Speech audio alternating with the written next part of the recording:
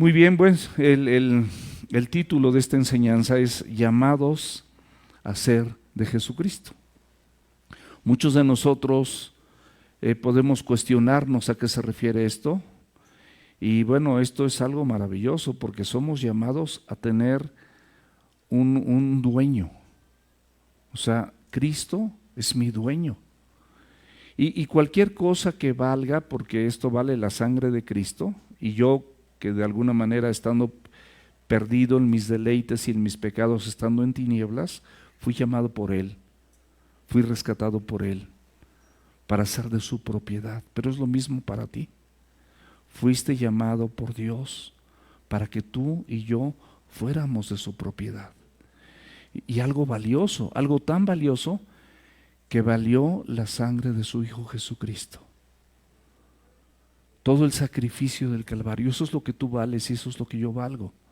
Entonces, si valemos eso, imagínate qué hermoso tener un dueño que fue el creador de los cielos y la tierra, que dio su vida por ti, que ocupó tu lugar, ocupó el mío, para que a través de sus méritos, a través de todo el Calvario, todo lo que Él sufrió, pues nosotros podamos estar aquí sentaditos, cómodos, escuchando un mensaje de vida eterna. Porque los cielos y la tierra, dice la Biblia, pasarán, pero sus palabras permanecerán. Ahora, ¿cuál es el objetivo de esta enseñanza? Que nosotros, tú y yo, respondamos a este evangelio. Evangelios son buenas noticias. ¿Cómo vamos a responder?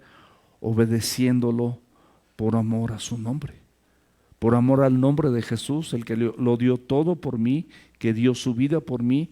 Imagínate, yo no podré tan solo darle mi obediencia, y con su ayuda además, con su palabra, con la obra del Espíritu Santo en nosotros. O sea, realmente el compromiso que nosotros tenemos no se compara al compromiso que Dios a través de Jesucristo adquirió por ti y adquirió por mí. No se compara. Vamos a leer Romanos capítulo 1, los primeros 7 versículos, por favor. Pablo, siervo de Jesucristo, aquí dice, se refiere a la persona. Son 4 puntos: siervo de Jesucristo, llamado a ser apóstol. Tercer punto, apartado para el evangelio de Dios, que Él había prometido antes por sus profetas en las Santas Escrituras acerca de su Hijo, nuestro Señor Jesucristo, que era del linaje de David según la carne, que fue declarado Hijo de Dios con poder, según el Espíritu de Santidad, por la resurrección de entre los muertos, y por quien recibimos la gracia y el apostolado para la obediencia a la fe en todas las naciones por amor de su nombre, entre las cuales están también ustedes, llamados a ser de Jesucristo, y todos los que están en Roma, amados de Dios, llamados a ser santos. Gracia y paz a ustedes, de Dios nuestro Padre y del Señor Jesucristo. Mis amados, a modo de introducción, el apóstol Pablo tiene 7 cartas y él particularmente en cada una de ellas empieza por su nombre y por los saludos. Contrario a lo que regularmente hacemos nosotros. Nosotros hacemos una carta y al final de la carta firmamos y ponemos cualquier tipo de saludo, sin más por el momento, ¿no? Como era en mi época. Quedo atento y firmo y su seguro servidor. Aquí la usanza era diferente. Él empieza con su nombre y empieza con los saludos. Así se usaba antes. Pero también podemos entender y podemos ver a través de la Escritura que el nombre original de Pablo no era Pablo, era Saulo. Me voy a quitar la chamarra, tengo calor. Y él se presentaba como Saulo de Tarso. Gracias, si me da frío aquí te la pido. Ahí ya me enredé. A ver, ayúdame, por favor. Su nombre era Saulo, Saulo de Tarso. Ahora, él regularmente mencionaba esto. Él se presentaba de esa forma, como Saulo de Tarso. ¿Por qué? Porque Tarso, decir de Tarso, le daba un renombre. Y cuando nosotros no somos de Cristo, buscamos la atracción para nosotros. Buscamos ser reconocidos, buscamos que seamos de renombre, buscamos que la gente nos aplauda, buscamos que, pues en un egocentrismo, que las cosas nos favorezcan. Entonces él decía Saulo de Tarso. ¿Por qué decía esto? Porque en aquel entonces había 2 universidades, en Tarso y en Alejandría. Entonces el decir Saulo de Tarso es como mi posición, mi lugar, mi nombre, reconózcanme, alábenme, etcétera, ¿no? Eso es lo que decía Saulo de Tarso, y por eso decía Tarso, pero también eventualmente él decía y nombraba otro nombre que era muy reconocido entre la sociedad. Dice, Saulo de Tarso, estudiado a los pies de Gamaliel. O sea, Gamaliel fue mi maestro. Y eso él frecuentemente lo hacía para denotar su grandeza, antes de conocer a Cristo, por supuesto. Pero bueno, vamos a ver cómo a través del tiempo, igual que nosotros, él dice que todas estas cosas las estimó por basura y como pérdida, precisamente también por amor de Cristo. Nosotros hay muchas cosas, los títulos, los reconocimientos, las calificaciones que tuvimos en medio de la sociedad. Cuando tú conoces a Cristo, cuando tú conoces el poderoso evangelio, cuando conoces la poderosa palabra de Dios en tu vida, te das cuenta que no eres nadie y que no eres nada, y que realmente, y no es una falsa humildad, mis amados, realidad. Te das cuenta que el único grande es Dios y que tú eres pequeñito y que fuiste alcanzado por su gracia y por su misericordia, y que no tienes ningún argumento para presentarte con algún tipo de presencia delante de los ojos de Dios, que no hay absolutamente nada que te califique para estar delante de su presencia, si no es la persona de Cristo y el sacrificio que Él hizo por ti y que hizo por mí. Eso es lo único que nos da esta libertad y esta posibilidad de presentarnos delante de Él. Mis amados, Roma era la capital del Imperio Romano y la ciudad más importante del mundo en esta época. O sea, no era cualquier imperio, era un imperio verdadero que controlaba la mayor parte y había dominado la mayor parte del territorio antiguo.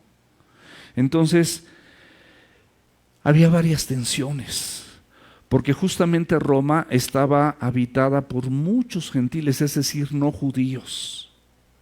Y estos gentiles venían con ideas paganas, venían con ideas griegas, deidades y mucho desorden, muchas cosas. Sin embargo, muchos de estos judíos le habían entregado su vida a Cristo. Pero ahí también había, muchos de estos gentiles, le habían entregado su vida a Cristo. Y los judíos tradicionales que se encontraban en Roma tenían un choque ideológico con estas personas, porque estas personas no consideraban y no le daban la misma importancia a la ley de la cual ellos habían digamos, practicado durante mucho tiempo. Si tú lees Deuteronomio 6, que es el gran mandamiento, tú lees Deuteronomio 6 en tu casa, esta parte de la escritura, los judíos, por poner un ejemplo, la repetían 2 veces al día. Y así hacían muchas cosas que eran tomadas de la ley. Entonces los gentiles, con Cristo, no tomaban en cuenta de la misma manera lo que tomaban los judíos. Y Pablo, el apóstol, viendo estas cosas, él siendo hebreo, él siendo judío, él habiendo conocido la ley, hebreo de hebreos, y conforme a la ley, pues intachable, ¿verdad? Él buscaba cumplir la ley a toda costa. Y bueno, él con esta revelación a través del Espíritu Santo de Dios, él se da cuenta perfectamente bien que tanto el Antiguo Testamento como el Evangelio de Jesucristo combinan perfectamente bien. Porque todo el Antiguo Testamento, desde el principio, desde el Génesis hasta el Apocalipsis, nos habla de Jesucristo. y nos habla de este evangelio de salvación. Y nos dice que la salvación no es por obras. Desde Abraham dice que sus obras, que no fue por obras, sino que él fue justificado por su fe. Por eso es el padre de la fe. Desde Abraham, mis amados. Entonces, él trata de conciliar como un judío hebreo de hebreos, conocedor de la ley, conoce perfectamente la ley y se da cuenta que todo lo que dice la ley, todo lo que decían los profetas, todo lo que decían las escrituras que se refiere al Antiguo Testamento, hablaban perfectamente bien de ese Mesías llamado Jesucristo, que había de venir y que se le reveló a él posteriormente. Y él se menciona como apóstol, pero como un abortivo, no fue de los 12. Él posteriormente se le reveló este mensaje maravilloso yendo a Damasco, donde fue puesto en el suelo. Y Jesucristo se le revela y le dice: Señor, ¿qué quieres que tú hagas, que yo haga? Siendo un perseguidor de la iglesia, siendo una persona que pedía cartas a las personas que tenían autoridad para perseguir a los cristianos. Y los cristianos le tenían temor. No tenía buena fama entre los cristianos. Y mis amados, yo quiero preguntar, antes de Cristo, ¿quién tiene buena fama? ¿Quién tiene un buen nombre? ¿Quién tiene algo de qué justificarse delante de los ojos de Dios? Absolutamente nadie. Y bueno, si vemos el primer versículo, Romanos 1:1, dice Pablo, siervo de Jesucristo, llamado a ser apóstol, apartado para el evangelio de Dios. Primeramente nos damos cuenta que Pablo es un nombre posterior, y esto viene del griego Paulus, que significa literalmente pequeño. Antes quería ser grande, viene a los pies de Cristo y ahora él se reconoce pequeño. Y espero, mis amados, que tú reconozcas lo mismo, que no eres merecedor de nada y que lo que tienes es mucho comparado a lo que tú y yo merecíamos tener, porque la paga del pecado es muerte. Y por cuanto todos pecamos, estamos destituidos de la gracia o del regalo de Dios. Entonces, la paga del pecado es muerte, merecemos la muerte. Y también él se llama siervo, que del griego también es la palabra doulos. Pero esto significa esclavo de menor rango, no solamente esclavo, sino un esclavo de menor rango, es decir, alguien pequeño entre los esclavos. Pero Pablo eleva este término en el sentido hebreo donde se describe a sí mismo y describe lo que significa ser esclavo de Jesucristo como un siervo que se compromete de manera voluntaria a servir a un maestro a quien ama, respeta y además lo sigue. Vive sus enseñanzas de manera voluntaria. Mis amados, nosotros no somos diferentes a Pablo. Nosotros somos llamados a seguir a Cristo de manera voluntaria. No es de una manera dogmática o, como decía Ricky en el discipulado, como robots, sino de manera voluntaria, porque mi entendimiento fue alumbrado. Yo era ciego. El entendimiento de la palabra de Dios, el entendimiento del Evangelio cambia mi perspectiva. Entiendo lo que significa el Evangelio, entiendo lo que significa el sacrificio de Cristo, entiendo que yo soy pecador y entonces me someto a la voluntad del que me está dando vida. Y quiero hacer lo que la palabra de Él me enseña. Lo quiero hacer, porque cada vez que lo he puesto por obra, los resultados me han encantado. Yo he visto cómo el Señor transforma mi vida. Y a pesar de las circunstancias y a pesar de las adversidades, deje mi agüita, mi amor, allá abajo. Perdón, yo quiero hacer lo que el Señor tiene para mi vida. Luego aquí también, en este primer versículo, gracias mi amor, en este primer versículo, dice la Escritura que Él fue llamado. Y la palabra griega es kletos. Y kletos significa santo, invocado, apartado. Y también este versículo nos dice que él fue apóstol.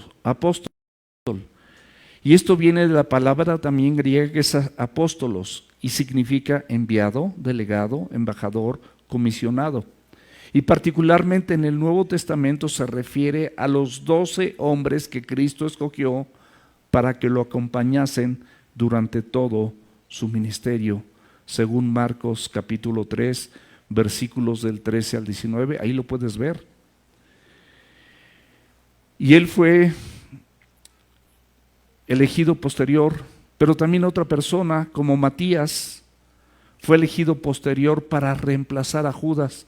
Matías fue elegido por los apóstoles para reemplazar a Judas. Y bueno, vemos esta historia maravillosa de lo que es el apostolado. Y particularmente el Señor los confirma dándoles poder y dándoles autoridad, número 1, para que lo representen. Y número 2, para que en su nombre puedan hacer milagros. Y fue la época de los apóstoles. Hoy en día, desafortunadamente, muchas personas piensan que los títulos son posiciones de dominio, de gobierno. Y el pastor, desafortunadamente, se puede aprovechar de la fe de los creyentes y torcer la palabra de Dios para que suceda lo que el pastor piensa que deben de hacer en favor nuestro. Y eso no es así. Mis amados, no hay posiciones en Cristo, hay funciones. Y comentando de muchas personas, bueno, hay personas que no se conforman, dicen, no, pues yo ya soy más que pastor, deben llamarme apóstol. Y hay otras personas, ¿cómo se llama lo que oímos alguna vez? Padre de naciones. O sea, ya apóstol le queda chico a unos y entonces son padre de naciones. O sea que si hay algún título que encuentren, pues lo desechamos, ¿verdad? Porque no pero así padre de naciones, o sea, ya ni apóstol, hoy en día. Y así, mis amados, hay muchas corrientes fuera de la doctrina sana, fuera de la sana enseñanza. Aquí lo único que pueden ver y lo único que se les puede garantizar es que lo que escuchen, todo, absolutamente todo, está fundamentado al 100% en la palabra de Dios.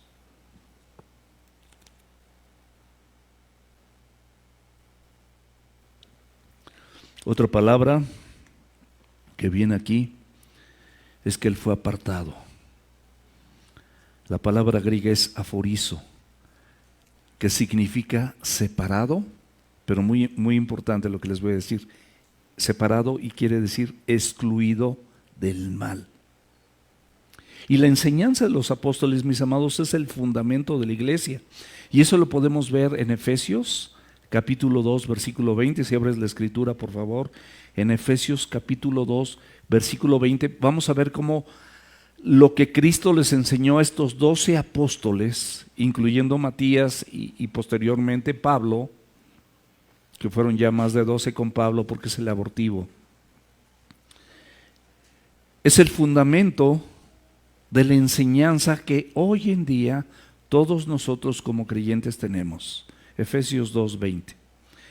Edificado sobre el fundamento de los apóstoles y profetas, porque los apóstoles no excluyeron todo lo que decía el Antiguo Testamento, sino lo incluyeron en el plan de salvación de nuestro Señor Jesucristo y en lo que la doctrina antigua del Antiguo Testamento, me refiero, enseñaban acerca de Jesucristo y acerca de este Evangelio.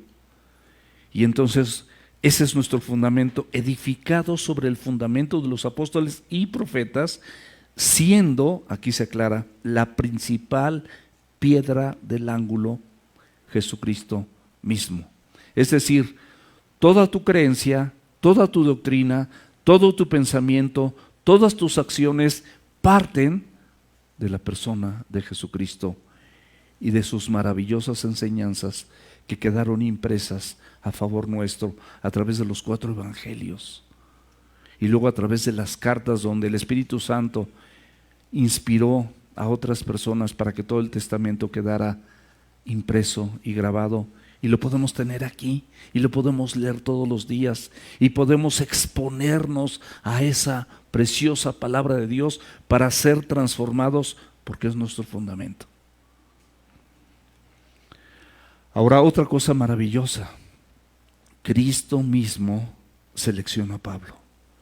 Abre la Biblia, por favor, en Hechos, capítulo 9, versículo 15, donde dice la Escritura: el Señor le dijo: ve, porque instrumento escogido me es este, para llevar mi nombre en presencia de los gentiles y de reyes y de los hijos de Israel. Y vemos que Pablo le compartió a los gentiles. Él entendía perfectamente bien el Antiguo Testamento, pero también conocía perfectamente bien la ideología de los gentiles. Y sabía que el Señor Jesucristo también no solamente iba a la salvación ciertamente viene por los judíos, pero también era para nosotros. Cada vez que yo diga gentil, cada vez que la Biblia menciona la palabra gentil, es todo aquel que no es judío. ¿Cuántos judíos hay aquí? Ninguno. Ok, pero somos gentiles y el Evangelio es para nosotros. Entonces dice: ve, porque instrumento escogido me es este, para llevar en mi nombre en presencia de los gentiles y de reyes y de los hijos de Israel. Compartiendo con gentiles, compartiendo con gente que está en eminencia y compartiendo también con los judíos. Y justamente esta carta era para que unificar esa creencia. El Evangelio de Jesucristo con todo lo que enseña el Antiguo Testamento. Algo importante, y es algo que sigue sucediendo hoy en día: Cristo lo capacitó para cumplir con este ministerio. Mi amado, te tengo una buena noticia: Cristo te está capacitando para que tú puedas llevar a cabo el ministerio, es decir, el servicio, para que de manera específica en tu persona, por lo cual tú fuiste llamado. No estamos llamados aquí, mis amados, nada más para sentarnos en una silla. Está bien que saludes a tu hermano, por supuesto, que lo abraces, por supuesto, que le des la bienvenida a aquellos que nos visitan por primera, segunda o tercera vez. Estoy de acuerdo, pero no es el propósito central del Evangelio. El propósito central del Evangelio es que tú sirvas y el día de mañana tú, aunque sea en corto, con una sola persona, con una persona de tu trabajo, de la escuela, un vecino, de tu familia, les compartas el Evangelio y estés orando por ellos, para que vengan a los pies de Cristo. Ese es el propósito. Y Cristo capacita. Gálatas 1:12. Fíjate lo que dice Pablo: pues yo ni lo recibí ni lo aprendí de hombre alguno. O sea, este evangelio, esta enseñanza, esta revelación, no lo recibí ni lo aprendí de hombre alguno, sino por revelación de Jesucristo. Y es más, dice la Biblia, ahí mismo en la Escritura, que las revelaciones de Jesucristo para con el apóstol Pablo fueron tales y fueron de tal tamaño, y para que su corazón no se engrandeciese y se desbordase por tanta revelación, dice que le fue impuesto un aguijón en la carne. Es decir, una situación que constantemente lo ayudaba a mantener los pies en la tierra. Porque nosotros como personas tenemos una tendencia: entre más conocemos, el conocimiento, dice la Escritura, envanece, pero el amor edifica. La letra es muerta, pero el Espíritu Santo le da vida.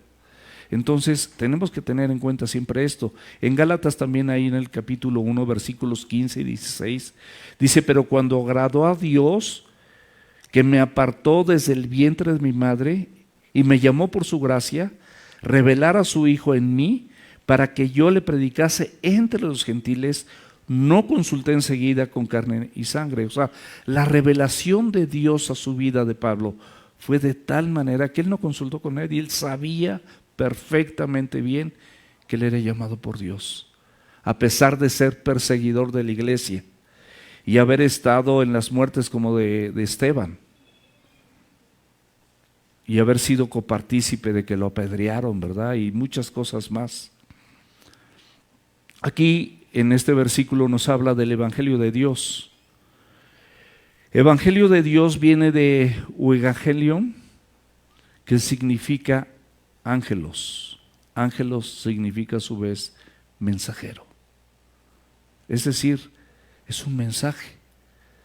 Pero este mensaje es un buen mensaje, no es cualquier mensaje, es un buen mensaje, son buenas noticias, pero no son noticias como las que daba un heraldo en el Imperio Romano, que daba noticias acerca de, pues, del emperador en aquel entonces. Esto es un mensaje del mismo Dios para tu vida y para mi vida. Si yo razono esto, si yo lo medito tantito, ¿qué tanto caso debo poner en lo que está aquí escrito? ¿Qué tanto es mi llamado a obedecer lo que estoy escuchando, lo que estoy leyendo, lo que estoy compartiendo? ¿Cómo puedo compartir algo o puedo decir que creo en algo que no estoy viviendo? ¿Cómo? En la vida del creyente, mis amados, debe haber congruencia. Debe haber, en Pablo la hubo, todo el tiempo la hubo. Esta palabra evangelio de Dios es mencionado 60 veces en la carta a los Romanos. Esto es para que nos demos cuenta de la relevancia que tiene Dios en relación al evangelio de Dios, valga la redundancia. Se menciona 60 veces, es cuando un padre te está repitiendo 60 veces lo mismo, es porque realmente quiere que tú lo entiendas y que yo también, para que lo vivamos, para que sepamos que este evangelio es un evangelio de Dios, no es cualquier evangelio. También es conocido como el evangelio de su Hijo, lo podemos ver en el versículo 9, y el evangelio de Cristo lo podemos ver en el versículo 16. La palabra Dios, para que lo tengamos en cuenta también, se menciona 154 veces simplemente en la carta a los Romanos. Este evangelio, mis amados, es del Señor. No hay la más mínima duda. Y en Dios o en Él también tiene su origen. ¿Cuál es el mensaje? El mensaje es maravilloso. Que tú, siendo pecador, Dios está dispuesto a perdonarte tus pecados. Es el primer punto que nosotros debemos de entender. Para eso, ¿qué tenemos que hacer? Arrepentirnos y creer en el evangelio. Además, este mismo evangelio tiene una segunda enseñanza, que Él te va a proveer del poder para librarte del dominio que el pecado tiene sobre tu vida. ¿Cuántos de nosotros en muchas áreas hemos sido dominados por el pecado? La pereza, la altanería, la soberbia, el orgullo, la arrogancia, los celos, las iras, las contiendas, las disensiones, las herejías, las maledicencias, el adulterio, la fornicación, la pornografía, la brujería, la hechicería, la lectura de manos. O sea, cuántas cosas nosotros le hemos dado lugar en nuestra vida y nos han gobernado por muchos años. Pero Cristo está dispuesto a perdonarte de todos tus pecados y limpiarte de toda maldad de manera conjunta, y al mismo tiempo liberarte de ese poder que te ha gobernado durante tanto tiempo. Y número 3, con estas dos cosas te promete salvación eterna. Díganme si esta carta, lo vamos a ver a lo largo de toda la carta, vamos a ver estos 3 elementos, que no falte ninguno. ¿Qué dice Romanos 1:16? Porque no me avergüenzo del evangelio, porque es poder de Dios para salvación a todo aquel que cree, al judío primeramente, pero también al griego.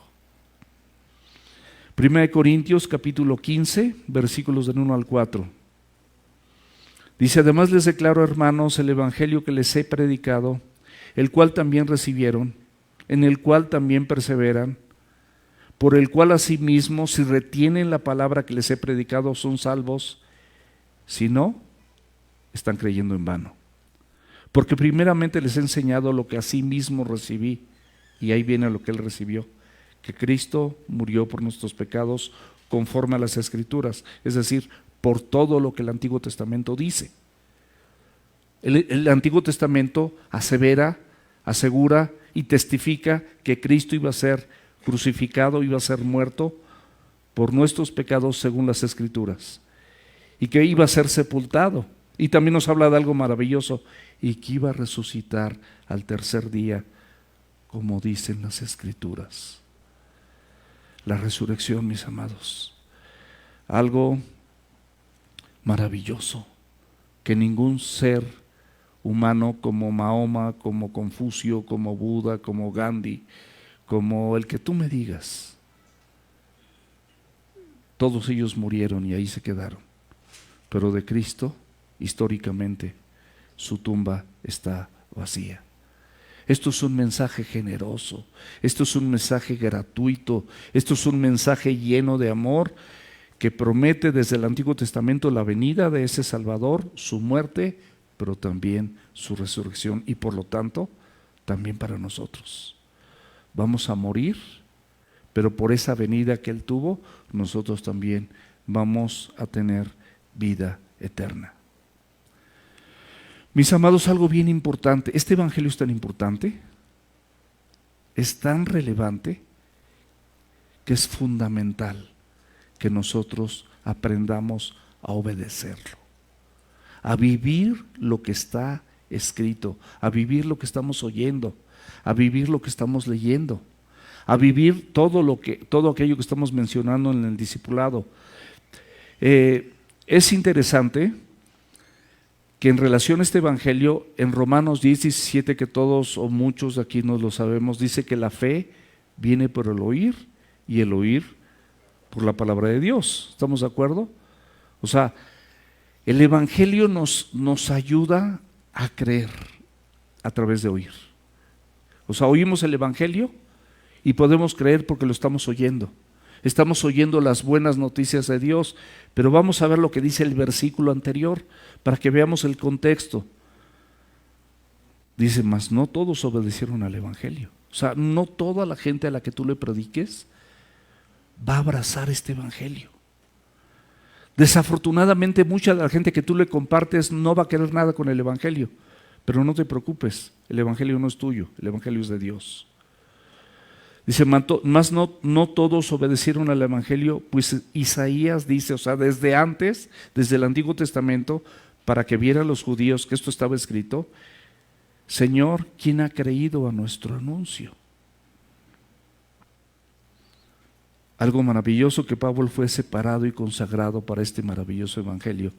Te invito a que tú dispongas tu corazón para hacer lo mismo, que seas separado para este maravilloso evangelio. Porque él dice en la escritura ahí en 1 Corintios capítulo 9, 22 y 23, que él se hizo débiles con los débiles para ganar a estos débiles, ¿no? Se hizo a los judíos como judíos, o sea, él se acomodó a la gente a la que le predicaba para no contraponer el evangelio. Y no quiere decir que con eso no anuncies la verdad del evangelio. Me permití parafrasearlo, pero en Hechos capítulo 13 versículos del 1 al 3 dice, había entonces en la iglesia que estaba en Antioquía, y ahí te empieza a contar una historia maravillosa, pero te lo quiero decir resumido. Saulo, antes de ser llamado Pablo, él se encontraba en ese momento con profetas y con maestros, y el mismo Espíritu Santo lo apartó junto con Bernabé. ¿Para qué? Para una misión maravillosa: compartir el evangelio en otros lugares. Tú tienes el mismo llamado a compartir el evangelio en otros lugares. No te conformes nada más a hablar de la palabra aquí en la congregación. ¿De qué sirve que hablemos en la palabra únicamente aquí en la congregación, donde todos tenemos este sentido común, este llamado común, hablar de Cristo y hablar de su palabra? Habla de la palabra de Dios con aquellas personas que no conocen el evangelio y que no han oído el evangelio. Es un ministerio, y la palabra ministerio es servicio. Vamos a ver otra vez Romanos del capítulo 1 que estamos viendo, el versículo central, los versículos 2 y 3. Dice, el que había prometido antes por sus profetas en las santas escrituras, se refiere a este evangelio, acerca de su Hijo, nuestro Señor Jesucristo, que era del linaje de David según la carne.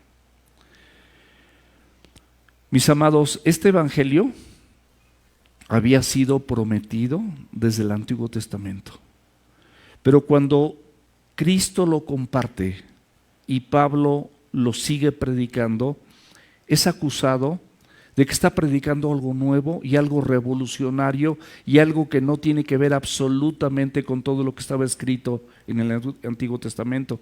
Y entonces Pablo lo que hace es dar una enseñanza del Antiguo Testamento con las cosas que dijo el Señor Jesucristo, con toda la enseñanza de Jesucristo, para ver cómo se acoplan perfectamente bien ambas enseñanzas para darnos vida. En esto consiste esta carta. Este no es un mensaje nuevo, revolucionario, como lo llamaban supuestamente, porque todo estaba perfectamente bien fundamentado en todo el Antiguo Testamento.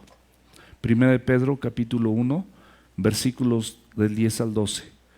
Los profetas que profetizaron de la gracia destinada a nosotros inquirieron y diligentemente indagaron acerca de esta salvación, escudriñando qué persona y a qué tiempo indicaba el Espíritu de Cristo que estaba en ellos, el cual anunciaba de antemano los sufrimientos de Cristo y las glorias que vendrían tras ellos.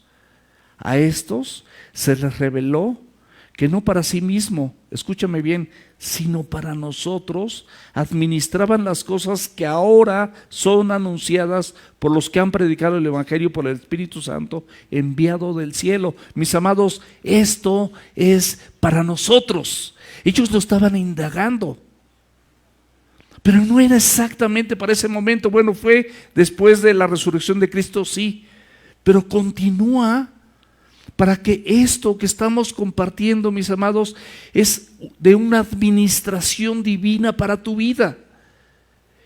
Y Dios como administrador nos está dotando de esta preciosa carta de Romanos, así como nos dotó de Lucas y nos dotó de varios salmos que estuvimos viendo, para nuestra propia edificación, crecimiento y madurez en Cristo.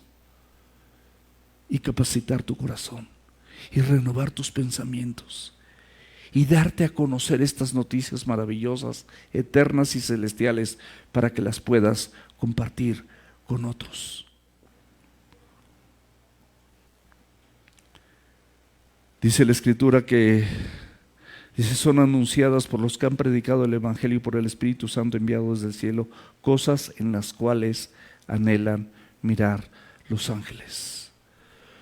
Todo lo que está aquí escrito, lo que estaba escrito y lo que sucede en tu vida, los mismos ángeles del cielo se gozan con esa transformación que sucede en tu vida y en la mía a través de las buenas noticias de Dios, cuando las ponemos por obra, cuando practicamos lo que está aquí escrito, cuando decidimos con todo nuestro corazón vivir exactamente como dice la palabra de Dios que tenemos que vivir.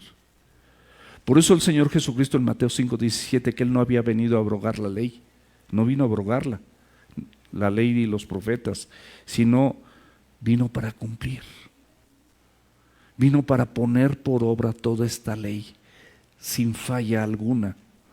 En Hechos capítulo 1, versículos 1 y 2, dice: Dios, habiendo hablado muchas veces y de muchas maneras en otro tiempo a los padres por los profetas, es decir, por todo lo que se habló en el Antiguo Testamento, en los postreros días nos ha hablado por el Hijo. Ahorita estamos viendo esos postreros días y nos habla por el Hijo, nos habla por todas las enseñanzas de nuestro Señor Jesucristo, a quien constituyó heredero de todo y por quien asimismo hizo el universo. O sea, si el universo, que es magno, enorme, magnífico, pero ¿sabes qué? Ese mismo universo te beneficia a ti y me beneficia a mí. La luna está a la distancia precisa de la Tierra simplemente para que genere marea, simplemente para que el planeta no esté así y este polo esté siempre congelado y este polo se esté quemando permanentemente. Tiene una inclinación de 23 grados. Eso permite las estaciones: primavera, verano, otoño, invierno. Diferentes climas, diferentes formas de vivir. Las aguas, 3/4 de la tierra, tienen aproximadamente 3.200 kilómetros en promedio. Si tuviesen más, se calentaría. Si tuvieran menos profundidad, se congelaría. La luna está exactamente a la distancia de la tierra para que la gravedad de la luna sea suficiente para que genere marea. Esa marea genera oxigenación. Esa oxigenación permite la parte más elemental de la vida, como el plancton. Y de ahí la alimentación hasta nosotros. Pero si nosotros vemos todo esto, ¿para qué es? Es para beneficio tuyo y mío. Te voy a hablar de otra cosa rápida. Júpiter, un planeta enorme, no sé cuántas veces, cuántos cientos de veces más grande que la Tierra.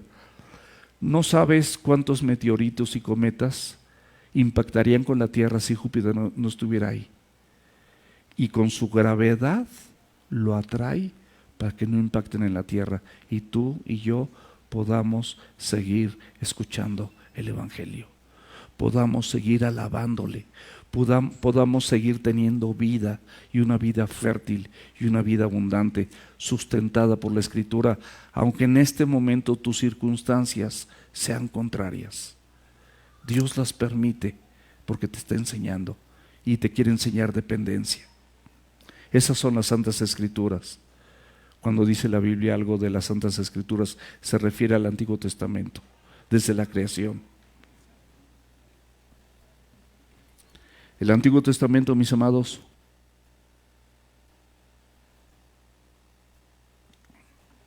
habla de Cristo.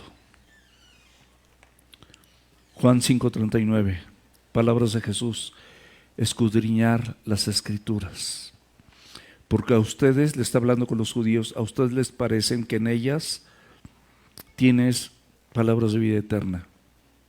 Dice, pues ellas, las Escrituras, el Antiguo Testamento, dan testimonio de mí.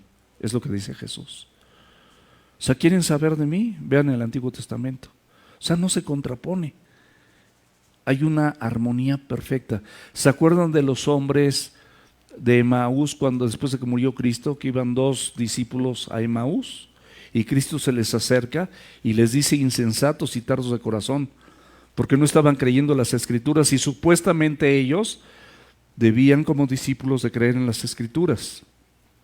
Y entonces Jesús se acerca y dice que comenzando desde Moisés, es decir, desde el Pentateuco, es decir, desde Génesis, desde el principio, y todo lo que dice la Escritura, todas las Escrituras hablaban de Cristo. Todas las Escrituras hablaban de esa salvación. Todas las Escrituras hablaban de ese maravilloso evangelio que nos iba a ser anunciado para perdón de pecados y para vida eterna. ¿Cómo no podemos anunciar ese evangelio nosotros? Y estos mismos discípulos, después de que Cristo ya no estuvo con ellos, ellos se preguntaban a sí mismos, dicen: ¿no ardía nuestro corazón en nosotros mientras nos hablaba en el camino, cuando abría las Escrituras? ¿Por qué? Porque es lo que genera la palabra de Dios cuando es recibida con beneplácito, cuando es recibida como para ponerla por obra. No nada más para estar aquí en la iglesia, no nada más para estar en un discipulado, no nada más como para asistir a una célula. Eso no sirve de nada si lo que tú escuchas no lo quieres practicar. Los profetas, mis amados, hablaron con claridad de este nuevo pacto. En Jeremías 31, del 31 al 34, dice: aquí vienen días, dice el Señor, en los cuales haré un nuevo pacto en la casa de Israel y con la casa de Judá, no como el pacto que hice con sus padres el día que los tomé de la mano para sacarlos de la tierra de Egipto, porque ellos invalidaron mi pacto. ¿Por qué? Por su desobediencia, aunque fui yo un marido para ellos, dice el Señor. Pero este es el pacto que haré en la casa de Israel después de aquellos días, dice el Señor: daré mi ley, es esta, en su mente, y la escribiré en su corazón, y seré para ellos por Dios, y ellos me serán por pueblo. Por eso hay gente fiel al Evangelio, porque esto ha pasado. Pero no por una obra personal, sino una obra de Dios en la vida de ellos. Es el nuevo pacto. Esto es lo que sucede. Y por eso muchos de los discípulos dieron su vida a causa del Evangelio. A nosotros no nos toca en este país, por lo pronto, ni en este lugar, dar nuestra vida, pero sí podemos obedecer. Dice, versículo 34, dice, y no enseñará más ninguno a su prójimo, ni ninguno a su hermano, diciendo, conoce a Jehová, porque todos me conocerán, desde el más pequeño de ellos hasta el más grande, dice el Señor, porque perdonaré la maldad de ellos y no me acordaré más de su pecado. Mis amados, ahorita eso se está cumpliendo. Allá abajo hay niños de cuna. Y podemos decir, bueno, ellos no entienden. No, claro que entienden. La palabra de Dios, te garantizo que llega hasta el corazón del niño que está en el vientre. Te lo garantizo. Y lo mismo las alabanzas. Lo mismo aquí en Club Semilla y lo mismo aquí en los adolescentes. Y tú puedes ver aquí muchos niños de Club Semilla que si pasan aquí al frente y se ponen a dar versículos de memoria y te explican algo, no solamente te van a sorprender, sino muchos podrán quedar avergonzados. Porque va a pasar exactamente, porque todos me conocerán, desde el más pequeño de ellos hasta el más grande. Este lugar, por la gracia de Dios, permite que esto lo estemos viendo en este momento. Somos testigos todos los domingos, pero muchas veces no tenemos abiertos nuestros ojos para darnos cuenta de todo esto que suceda. Ahora, lee en tu casa Hebreos 8, del 6 al 13, cómo se repite exactamente esto que acabamos de ver de Jeremías. Ahora la Biblia dice acerca de su Hijo, Jesús fue concebido en el vientre de la Virgen por el Espíritu Santo. Pero dice la palabra, dice este versículo, dice que era. Esta expresión recalca que Jesucristo es un ser histórico, reconocido por muchas personas que fueron escritores seculares e historiadores y verifican este acontecimiento en medio de la historia. Lo puedes ver en Google.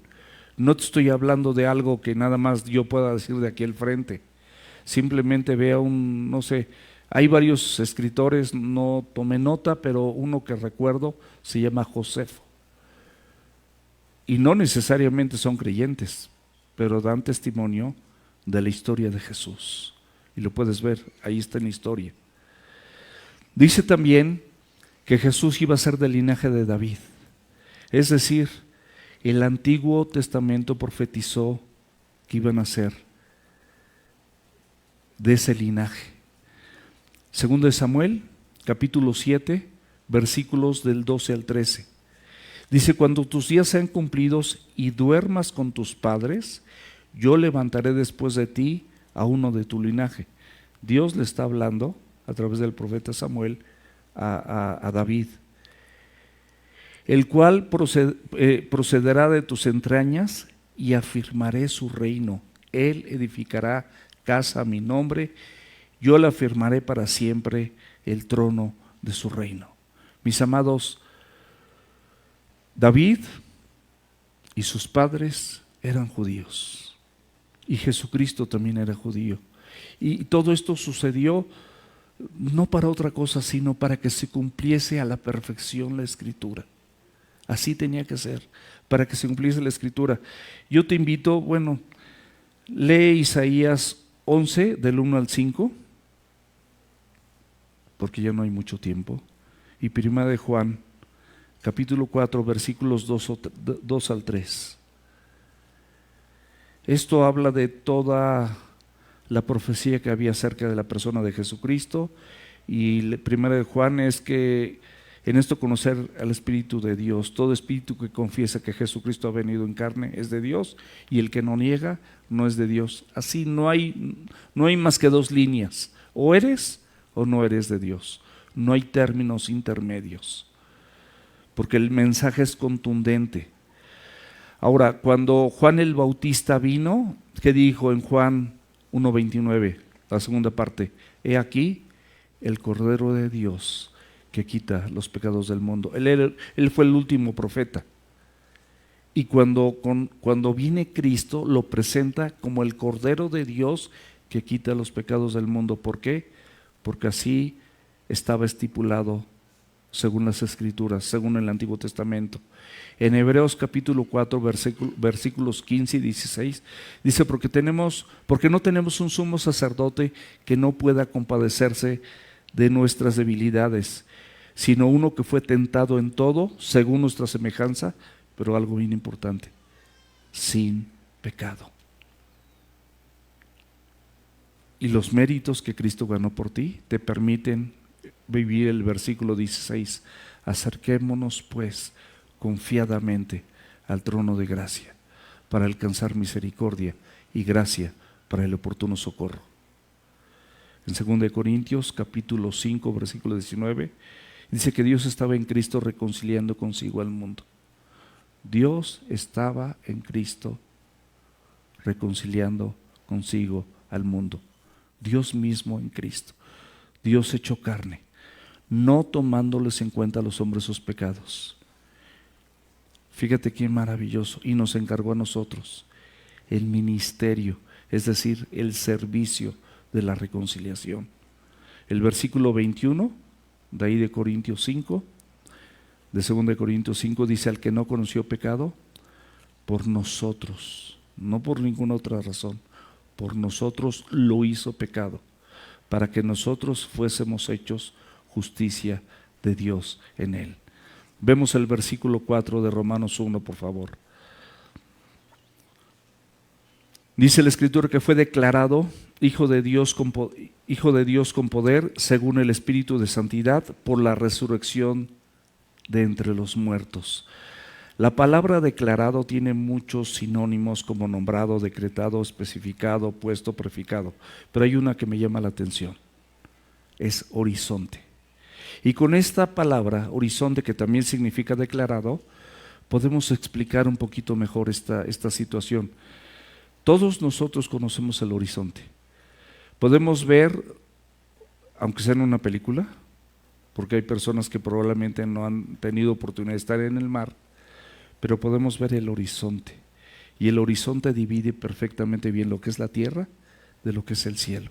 Se ve el horizonte de la tierra y se ve dónde está el cielo. Bueno, de la misma manera se puede entender perfectamente cómo la resurrección de Cristo separa a la persona de Jesucristo de cualquier persona de la humanidad, o cualquier deidad, o Dios, o hombre brillante que pueda haber existido, porque Jesucristo es el único que ha resucitado y es el único que puede presumir de una tumba vacía. Y esa resurrección también, mis amados, es para nosotros. Por eso es Dios mismo en la tierra resucitando. ¿Qué dice Romanos 10:9? Si confesares con tu boca que Jesús es el Señor y creyeres en tu corazón que Dios le levantó de los muertos, dice la Escritura que vas a ser salvo. Pero algo que es muy importante que aclaremos: no es relevante o no es suficiente el reconocimiento de que Jesucristo es Dios y que es el creador del universo.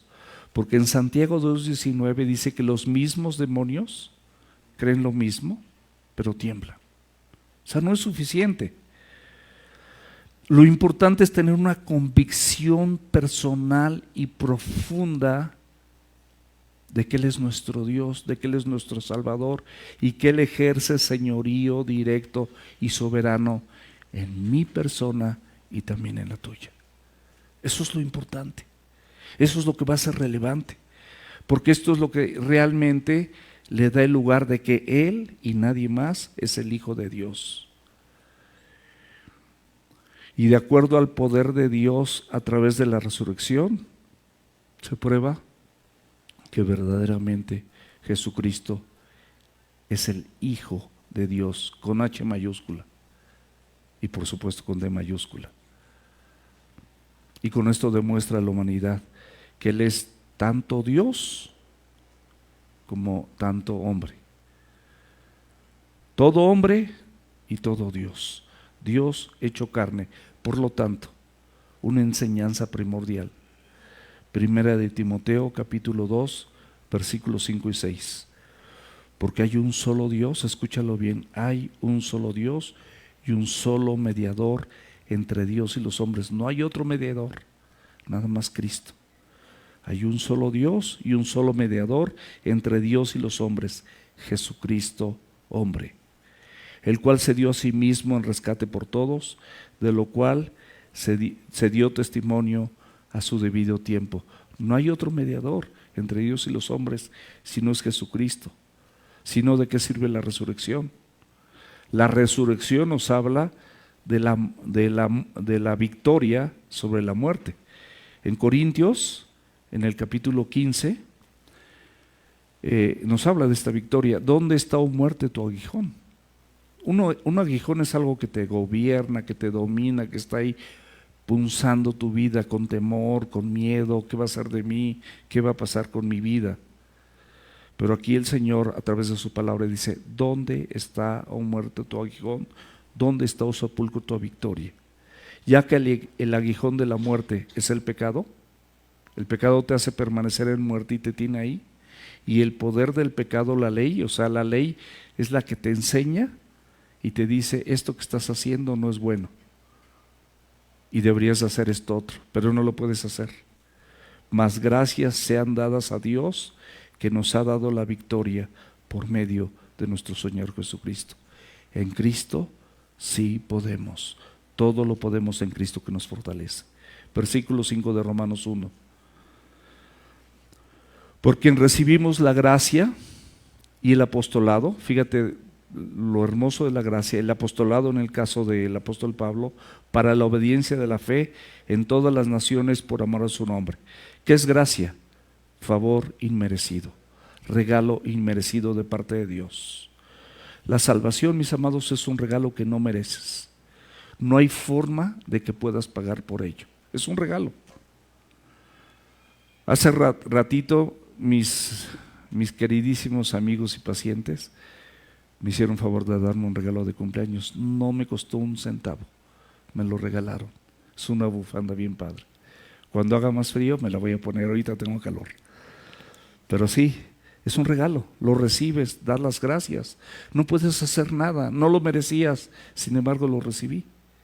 Es un regalo que nada más recibes. Romanos 5, versículos 2 y 3, por quien también tenemos entrada por la fe a esta gracia en la cual estamos firmes y nos gloriamos en la esperanza de la gloria de Dios. Y no solo esto, sino también que nos gloriamos en las tribulaciones, sabiendo que la tribulación produce paciencia. ¿Qué quiere decir esto? Cristo en las buenas y Cristo en las malas. Solamente Él salva. Solamente en Él tengo confianza. Solamente en su palabra puedo vivir. En su palabra puedo confiar. Efesios 2, 8 y 9. Porque por gracia somos salvos por medio de la fe. Y esto no es de nosotros, pues es un don, es un regalo de Dios, no por obras, para que nadie se gloríe. Esto nos llama a tener una obediencia a esta fe. Esa fe que siempre salva. Y esa fe entonces me permite someterme. Le creo y entonces, porque le creo realmente, me someto. Si no le creo, no me someto, porque sigo pensando a mi manera. Pero si yo le creo, produce obediencia y sumisión inmediata. Y entonces cuando yo voy caminando para acá y alguien me dice: oye, eso que estás haciendo no agrada a Dios, porque la Biblia dice esto. Y entonces digo: ah, sí. Por poner un ejemplo, dice que los adúlteros y los fornicarios no heredarán el reino de Dios. ¿Qué significa esto? El adúltero es una relación ilícita fuera de su matrimonio con otra mujer extraña. no le agrada a Dios. Eso se llama adulterio. Y fornicación es tener relaciones sexuales antes de estar casado. Eso no le agrada a Dios. A lo mejor lo estaba haciendo, pero escucho la palabra de Dios, escucho el mensaje del Espíritu Santo a mi vida y entonces digo, ciertamente no debo de hacerlo. Estoy casado y me debo a mi esposa. Tengo que serle fiel. Quiero serle fiel porque el Señor me lo marca. Y de la misma manera, no me he casado y estoy teniendo relaciones sexuales con otra persona. Y Dios dice que eso no es bueno. Digo, a mí me gusta, porque la carne come. Y esto es un placer pasajero, temporal, pero que me va a conducir a muerte. Y lo mismo con la mentira, y lo mismo con los celos, y lo mismo con los pleitos, y lo mismo con las iras, y lo mismo con las contiendas, y lo mismo con todo esto. Lo vamos dejando. Dios nos va depurando. La fe me ayuda a someterme y obedecer. Santiago 2, 17 al 20. Así también la fe, si no tiene obras, es muerta en sí misma. Pero si alguno dirá, tú tienes fe y yo tengo obras, muéstrame tu fe sin tus obras. Es decir, tú puedes darle de comer a los pobres, ir debajo de los puentes y ahí con los de condición de calle, ayudarlos y hacer muchas cosas, ayudar a la viejita a cruzar la calle y todo esto, bueno, está bien. Pero tu vida en otro sentido, eres un celoso, eres un peleonero, eres un contencioso, eres un maldiciente, haces todo esto. Pero tu vida no lo refleja. Y esto lo puedes hacer y bueno, es aplaudible. Yo no estoy diciendo que no. Pero no estás confiando, no te estás sometiendo a la palabra. Y aquí la Biblia dice, muéstrame tu fe sin tus obras. O sea, a ver, vive el Evangelio sin que hagas esto está bien, pero a ver, sin eso, muéstrame tu fe. Y aquí dice la Escritura, y yo te mostraré mi fe por mis obras. O sea, mi forma de vivir, mi forma de ser en el día a día, muestran que realmente yo soy de Cristo. Que realmente este Evangelio maravilloso ha tomado mi cabecita, mi corazón y todo mi ser, porque quiero agradarle. Nada más. Romanos 1, 6 y 7, entre las cuales estaban ustedes, llamados a ser de Jesucristo, a todos los que están en Roma, amados de Dios, llamados a ser santos, gracia y paz a ustedes de Dios nuestro Padre y del Señor Jesucristo. Aquí, mis amados, son los últimos versículos que vamos a ver de Romanos 1. Dice, entre los cuales estaban ustedes, yo sí estaba, yo no sé tú, pero yo sí estaba entre esas personas, pero yo fui llamado a ser de Jesucristo. Híjole, qué increíble que tengo un dueño así, que sea de la propiedad de alguien tan extraordinario como es mi Señor. Y aquí se está dirigiendo el apóstol Pablo a los que están en Roma, que son gentiles, y también los que son judíos, que no combinan entre sí porque piensan que son enseñanzas diferentes, pero el Señor a través de toda su carta nos dice que estos son amados de Dios, tanto los judíos como los gentiles, el judío y el no judío, y que tanto la enseñanza del Antiguo Testamento como las enseñanzas de Jesucristo combinan entre sí, porque las enseñanzas del Antiguo Testamento eran tan vitales y la vida de Jesucristo es su cumplimiento, y tú eres el cumplimiento de lo que se decía en el Antiguo Testamento también, y tienes un llamado, tienes el llamado a ser santo. Probablemente no como el apóstol Pablo, no eres llamado a ser apóstol. A lo mejor muchas personas aquí no van a ser llamados para ser pastores o evangelistas o maestros, pero no sabemos, igual y sí.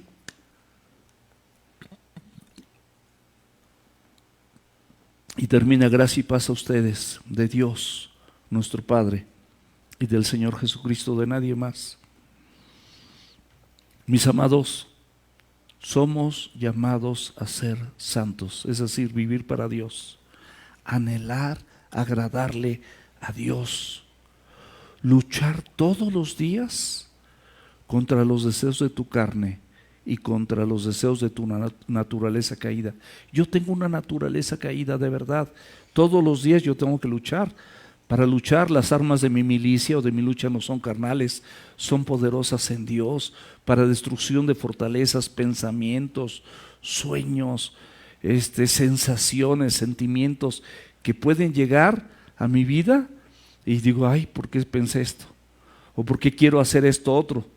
Entonces, la Biblia, mis amados, la obra del Espíritu Santo, tira todos esos pensamientos, todo ese tipo de situaciones. Y el creyente verdadero no es el que no tiene este tipo de tentaciones.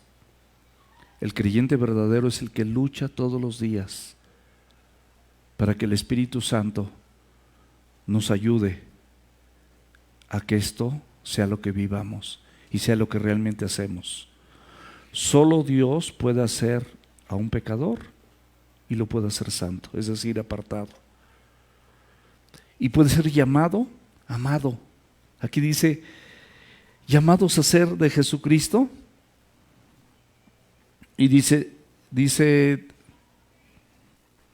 que vamos a ser llamados a ser, somos amados por Dios. De la misma manera que en Juan 3:17 dice, este es mi Hijo amado, en el cual tengo complacencia.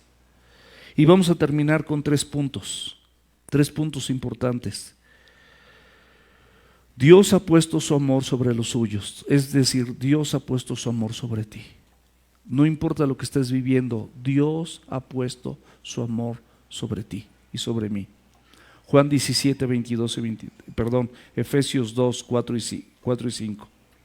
Pero Dios, que es rico en misericordia, por su gran amor con que nos amó, aun estando nosotros muertos en pecados, nos dio vida juntamente con Cristo. Por gracia somos salvos. Primera de Juan, capítulo 3, versículo 1. Mirad cuál amor nos ha dado el Padre para que seamos llamados hijos de Dios. Por esto el mundo no nos conoce, porque no le conoció a Él.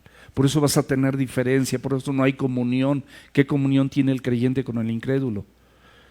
Tú tienes la Biblia, el creyente no, compártesela y a lo mejor el día de mañana tienes comunión con Él. Punto número 2. Él ha extendido a ellos no solamente la invitación de creer en el Evangelio, sino además te ha bendecido. Escúchame bien, la palabra bendición es la capacidad dada por Dios para que tú y yo alcancemos ese propósito. Efesios 1, 3 hasta el 6. Bendito sea el Dios y Padre de nuestro Señor Jesucristo, que nos bendijo. Ya es algo presente, ya tienes la bendición, con toda bendición espiritual en los lugares celestiales en Cristo, según nos escogió en Él antes de la fundación del mundo, para que fuésemos santos y sin mancha delante de Él, en amor, habiéndonos predestinados para ser adoptados hijos suyos por medio de Jesucristo, según el puro afecto de su voluntad, para alabanza de la gloria de su gracia, con la cual nos hizo aceptos en el amado. No tiene explicación, vuélvelo a leer con detenimiento. Y por último, número 3. Hay muchas, ¿no? Pero 3. Dios ha apartado a los creyentes del pecado para consagrarlos para sí mismo y que sean santos como el Señor es santo. 1 Pedro 1:16. Ser santos porque yo soy santo. Él quiere que tú seas santo, una persona apartada para Él. 1 Pedro 2:9. Mas ustedes son linaje escogido, real sacerdocio, nación santa, pueblo adquirido por Dios. ¿Para qué? Para que anuncies las virtudes, no las tuyas, las virtudes de aquel que te llamó de las tinieblas. Reconoces que estabas en las tinieblas y te llevó a su luz admirable. Gracia y paz. Termina no esta carta, pero esta porción de la Escritura, hasta el versículo 7. Mi amado, No se puede experimentar la paz de Dios o la paz con Dios si antes no eres revestido de su gracia y estás reconciliado con Dios a través de los méritos de Cristo. Si le estás fallando a Dios, pídele perdón, arrepiéntete y ponte en paz con Él, y al estar en paz con Él, te va a ser más fácil estar en paz con tus hermanos. Vas a llevar un mejor matrimonio, vas a ser un mejor siervo, un mejor hijo, un mejor esposo, una mejor esposa. Todo a través de Cristo. Vamos a orar.